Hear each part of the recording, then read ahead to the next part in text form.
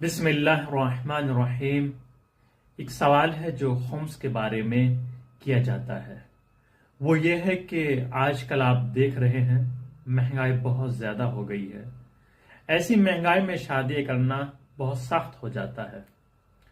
والدین پیرنٹس اپنی بیٹی کے لیے پورے سال جہیز کا سامان جمع کرتے ہیں، چاہے اس میں سامان ہو یا زیورات ہوں یا اور دوسری چیزیں ہوں، وہ جمع کرتے ہیں۔ تو کیا اس پر خمس ادا کرنا واجب ہے جب خمس کی تاریخ آ جائے؟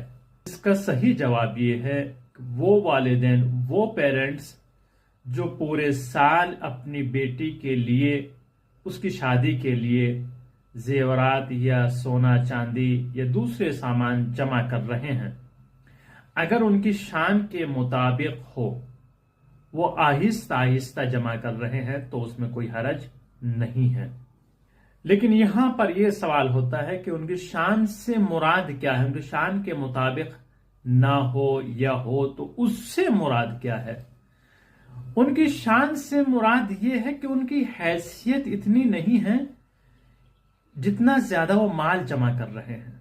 مثلا ایک مزدور انسان ہے، روزانہ 500 روپے کماتا ہے، لیکن وہ مہینے میں اپنی بیٹی کے لیے جو مال جمع کر رہا ہے، یہ سامان جمع کر رہا ہے، 1,00,000 یا 50,000 تک جمع کر رہا ہے، تو وہ اس کی حیثیت سے زیادہ ہے۔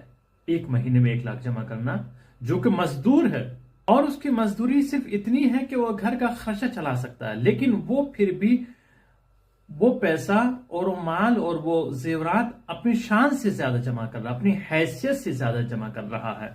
تو ایسے میں اگر خمس کی تاریخ پہنچ جائے یا گزر جائے تو وہ مال جو اس کی شان سے زیادہ ہے، اس کی حیثیت و استطاعت سے زیادہ اس نے جمع کیا ہے، اس مال پر خمس واجب ہوگا۔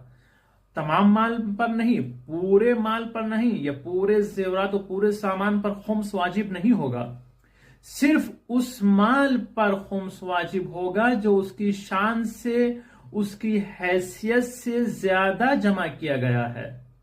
باقی مال اور زیورات پر خمس واجب نہیں ہے جو جمع کر رہا ہے، اور کوئی حرج نہیں ہے۔ اس طرح پورے سال، 1 سال 2 سال اپنی بیٹیوں کے لیے وہ جمع کر سکتے ہیں، اور بہتر طریقہ بھی ہے، اس میں کوئی مشکل نہیں ہے۔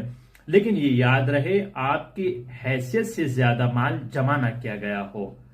اگر آپ کی حیثیت سے زیادہ مال جمع ہو رہا ہے تو پھر اس پر خمس واجب ہو جاتا ہے۔